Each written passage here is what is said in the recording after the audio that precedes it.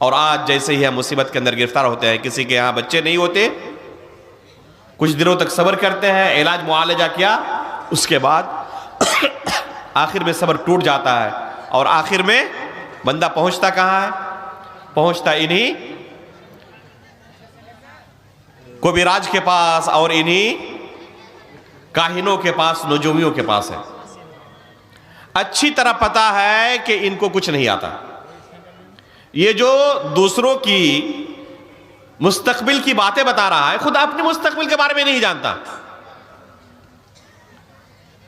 وہ دوسروں کی مستقبل کے بارے میں کیا بات بتائے گا؟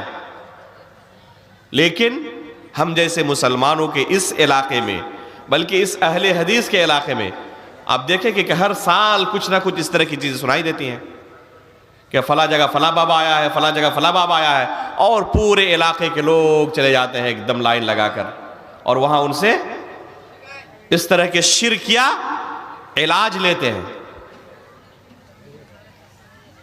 میرے بھائیوں، اللہ کے رسول صلی اللہ علیہ وسلم کی بعثت کا مقصد ہی یہ تھا کہ لوگوں کے اندر توحید کو راسخ کرے، شرک کے تمام جڑوں کو کاٹ دے۔ آج لوگ سوچتے ہیں کہ ہم سے شرک کہاں سے ہو سکتا ہے، ہم تو اہل حدیث ہیں، ہم موحد ہیں۔ لیکن ابراہیم علیہ السلام اللہ رب العالمین سے دعا کیا کرتے تھے، وَجْنُبْنِي وَبَنِيَّ أَن نَّعْبُدَ الْأَصْنَامَ، اے اللہ مجھے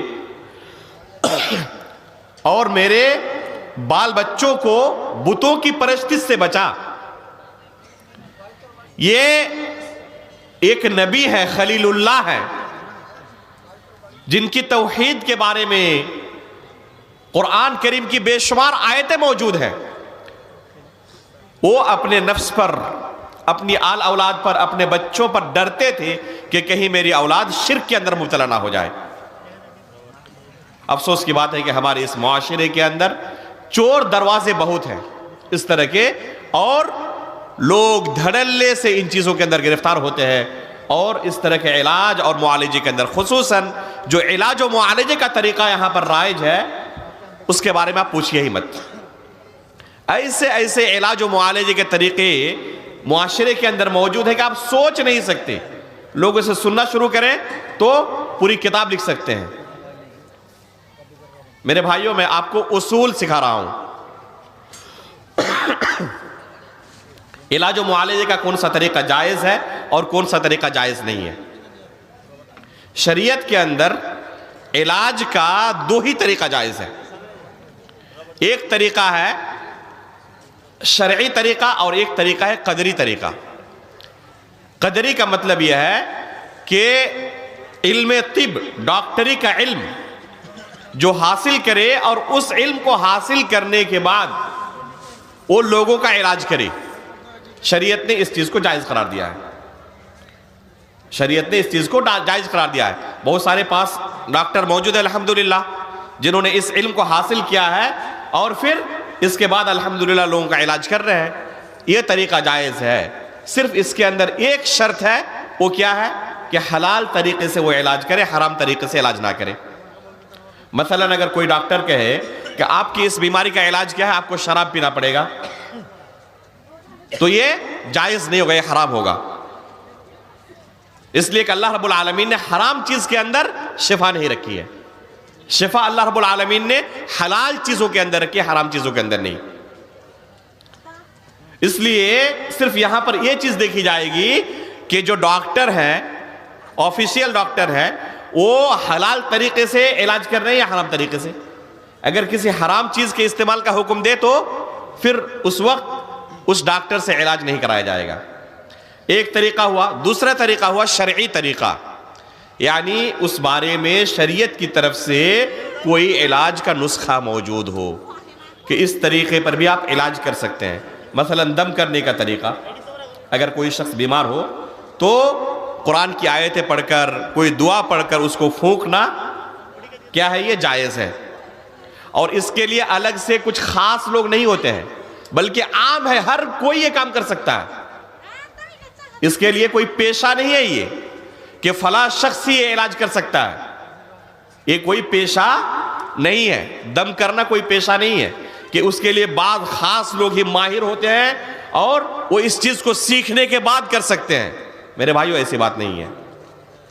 ہر شخص یہ علاج کر سکتا ہے, قرآن کی آیتیں پڑھ کر لوگوں کو دم کر سکتا ہے, شریعت کی طرف سے اس کی اجازت ہے. یہ دو طریقے علاج کے جائز ہیں. اس کے علاوہ جو بھی طریقہ آپ کے سامنے آئے آپ دیکھیں کہ یہ طریقہ قدری طریقہ ہے یا شرعی طریقہ ہے. اگر دونوں میں سے کوئی ایک ہوا تو جائز ہوگا, دونوں میں سے کوئی ایک نہیں ہوا تو شیطانی طریقہ ہے وہ. اگر دونوں میں سے کوئی ایک نہیں ہے تو کیا ہے وہ شیطانی طریقہ ہے. مثلا میں ایک مثال دیتا ہوں. میرے پاس ایک شخص آیا اور پوچھنے لگا کہ کسی کے سر میں کچھ ابھار ہوا ہے, جس کو کیا کہتے ہیں ہم اپنی زبان میں آب کہتے ہیں, جانتے ہیں نا آپ لوگ, کہ سر پر آب آ گیا ہے, پھول گیا ہے تھوڑا سا حصہ. اب کسی نے اس کا علاج یہ بتایا کہ اس کا علاج یہ ہے کہ تمہیں ڈاب, جو ناریل ہے نا, ڈاب کہتے ہیں اس سے پہلے, تیار ہونے سے پہلے, ڈاب تمہیں ندی کے اندر فلاں دن بہانا پڑے گا ایک, اور اس سے تمہارا آب یہ صحیح ہو جائے گا. تو ایک شخص پوچھنے کے لیے آیا کہ یہ علاج اختیار کرنے کا کیا حکم ہے, جائز ہے یا نہیں ہے. میں نے کہا کہ میں سمجھ نہیں پا رہا ہوں کہ آخر آب کے ساتھ ڈاب کا کیا تعلق ہے. صرف سننے میں ایک لگ رہا ہے, وزن برابر ہے بس, اس کے علاوہ کوئی مناسبت مجھے سمجھ میں نہیں آ رہی ہے کہ آب کے ساتھ ڈاب کا کیا تعلق ہے. اب آپ سوچیں کہ کیا دنیا کا کوئی ڈاکٹر ایسا ہوگا جو اس بیماری کے لیے یہ نسخہ بتائے گا. ظاہر سی بات ہے کہ پاگل سے پاگل ڈاکٹر بھی کوئی, اگر حقیقت میں اس نے ڈاکٹری سیکھی ہے, پڑھ کر ڈگری لی ہے, اس کے بعد وہ میدان طبابت کے اندر داخل ہوا ہے, ڈاکٹری کے اندر داخل ہوا ہے, تو دنیا کا کوئی بھی ڈاکٹر یہ نسخہ نہیں بتائے گا. تو یہ ڈاکٹروں کا نسخہ نہیں ہے, قدری نسخہ نہیں ہے. اب دوسرے نسخے کی طرف آتے ہیں, شرعی طریقہ, کہ کیا شریعت کے اندر اس طرح کی کوئی بات کی گئی ہے. تو شریعت کے اندر اس طرح کی کوئی بات نہیں آئی ہے. نہ یہ قدری طریقہ ہے نہ شرعی طریقہ ہے. تو پھر کون سا طریقہ ہے؟ وہی تیسرا طریقہ ہے کہ شیطانی طریقہ ہے. اور اس طرح کے علاج و معالجے کے سینکڑوں طریقے ہمارے اس معاشرے کے اندر موجود ہیں. کسی کو جانڈس کی بیماری ہو جائے تو اس کے لیے اللہ عالم کتنے نسخے موجود ہیں لوگوں کے درمیان. فلاں درخت کا کوئی پتا لو, کوئی ٹہنی لو, یا اس کی جڑ لے لو, اور گھر کی چال میں یا گھر کے کسی خاص جگہ میں جا کے فلاں دن, مثلا اتوار کے دن رات کے 8 بجے جا کر اس کو زمین پہ گاڑ دینا ہے, یا چال پہ اس کو گاڑ دینا ہے. کیوں؟ اگر 9 بجے ہو گیا تو کیا ہو جائے گا, 2 گھنٹہ پہلے ہو گیا تو کیا ہو جائے گا اس سے. آپ خود اپنے نفس سے سوال کریں کہ اس بیماری کا اس علاج کے ساتھ کیا تعلق ہے. کوئی تعلق ہے؟ یہ شیطانی طریقے ہیں, اور افسوس کی بات ہے کہ ان شیطانی طریقوں میں عقل ہونے کے باوجود بھی پتہ نہیں کیسے لوگ گرفتار ہو جاتے ہیں. یہاں تک کہ اس طرح کے علاج و معالجے کے اندر آگے بڑھتے بڑھتے بڑھتے بڑھتے انسان آخر میں شرک کے اندر مبتلا ہو جاتا ہے. اور اللہ رب العالمین ہر گناہ کو معاف کرتا ہے, لیکن شرک کا گناہ اللہ رب العالمین کبھی معاف نہیں کرتا. ان اللہ لا یغفر ان یشرک بہ ویغفر ما دون ذلک لمن یشاء, کہ اللہ رب العالمین جس گناہ کو چاہے معاف کر دیتا ہے, لیکن اللہ رب العالمین شرک کا گناہ کبھی معاف نہیں کرتا. تو میرے بھائیوں, ان خرافات سے, ان شرکیات اور بدعات سے اپنے آپ کو بچائیں. ایک مسلمان کے لیے قطعاً یہ جائز نہیں ہے, وہ بھی اپنے آپ کو جو اہل حدیث ہونے کا دعویٰ کرے, کہ اس طرح کے خرافات کے اندر وہ پڑھے اور ان چیزوں پر وہ یقین اور اعتماد رکھے اور وشواس کرے. بعض لوگ ایسی واہیات قسم کی چیزیں بیان کرتے ہیں, تعجب ہوتا ہے کہ کیسے وہ شخص ان چیزوں پر یقین رکھ سکتا ہے. اندھ وشواس کے علاوہ کچھ بھی نہیں ہوتا اس میں. اور انسان کا عقیدہ جب کمزور ہو جاتا ہے تو ہر چیز پر وہ یقین کرنے لگتا ہے.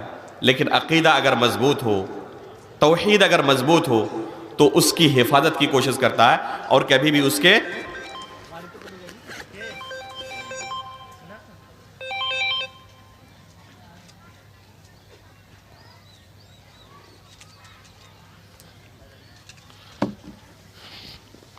میرے بھائیوں، یہ عقیدہ، یہ توحید بہت ہی قیمتی چیز ہے.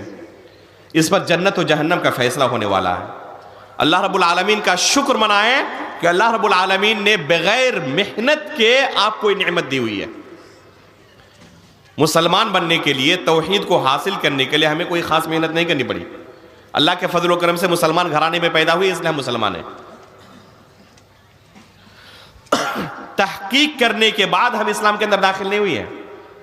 اور اسی وجہ سے یہ توحید کتنی بڑی نعمت ہے، چونکہ ہمیں فری میں مل گئی ہے نا، اس لیے ہمیں اس چیز کا احساس نہیں ہوتا. آپ ان سے پوچھیں جنہوں نے اسلام قبول کیا ہے، اور اسلام قبول کرنے کی وجہ سے انہیں عذاب سے دوچار ہونا پڑا ہے، اپنا گھر بار چھوڑنا پڑا ہے، ہمیشہ دشمنوں کے نرغے میں رہتے ہیں، تکلیفیں برداشت کرنی پڑتی ہے. ان سے پوچھیں کہ یہ توحید کتنی بڑی نعمت ہے. لیکن چونکہ ہمیں یہ فری میں ملی ہوئی ہے، اس کے لیے ہمیں کچھ خرچ نہیں کرنا پڑا، اس لیے اگر یہ ختم ہو جائے، ضائع ہو جائے تو ہمیں تکلیف نہیں ہوتی ہے. اگر کسی مصیبت کے بعد کسی کو کوئی چیز ملے تو اس کی وہ قدر کرتا ہے. ایک مرتبہ کی بات ہے کہ اللہ کے رسول صلی اللہ علیہ وسلم اپنے صحابہ اکرام کو بھیج رہے تھے. ان میں سے ایک شخص کو اللہ کے رسول نے امیر بنایا اور دوسروں کو حکم دیا کہ ان کی اطاعت کرنا. جب یہ چلے گئے تو اس امیر نے تمام لوگوں کو حکم دیا کہ آپ لکڑی جمع کریں اور آگ جلائیں. انہوں نے ان کی اطاعت کی، لکڑی جمع کی، آگ جلایا. اس کے بعد انہوں نے حکم دیا انہیں کہ آپ اس میں کود پڑے آگ میں. تب لوگ متردد ہو گئے. لوگوں نے کہا اسی آگ سے بچنے کے لیے تو ہم نے اسلام قبول کیا ہے. اگر آگ میں ہی کودنا ہوتا تو شرک میں ہی رہتے، کافر ہی رہتے. ہم نے اسلام کیوں قبول کیا؟ اسی سے تو بچنے کے لیے اسلام ہم نے قبول کیا ہے کہ آگ کے اندر ہمیں جلنا نہ پڑے، جہنم سے ہم بچ جائیں، اور آپ اسی چیز کا ہمیں حکم دے رہے ہیں. ظاہر سی بات ہے کہ اپنے نفس کو قتل کرنا ہوا یہ، اور خودکشی کرنا، اپنے آپ کو قتل کرنا ایک کبیرہ گناہ ہے، جائز نہیں ہے. انہوں نے ان کی اطاعت نہیں کی. اللہ کے رسول صلی اللہ علیہ وسلم کو بعد میں جب یہ حدیث سنائی گئی، یہ قصہ سنایا گیا، تو اللہ کے رسول نے کیا فرمایا کہ اگر وہ داخل ہو جاتے اس آگ میں تو ہمیشہ اسی میں رہتے، یعنی ان کا ٹھکانہ کیا ہوتا؟ جہنم ہوتا. تو میرے بھائیو، جو اسلام قبول کیا ہو، جہنم سے بچنے کے لیے اسلام کا راستہ انہوں نے اختیار کیا ہو، اس کو اس اسلام کی نعمت پتہ ہوتی ہے کہ کتنی بڑی نعمت ہے، اس کو ضائع نہیں کرنا چاہتا ہو. لیکن آج ہماری حالت یہ ہے کہ جیسے ہی تھوڑی سی مصیبت پڑی، فوراً ہم ان نجومیوں کی، ان کاہنوں کے، ان باباؤں کے اور ان کوبیراج کے چکر میں پڑ جاتے ہیں اور اپنا دین و ایمان وہیں پہ لٹا کے آ جاتے ہیں. اس لیے اس طریقے سے پرہیز کریں، بچیں.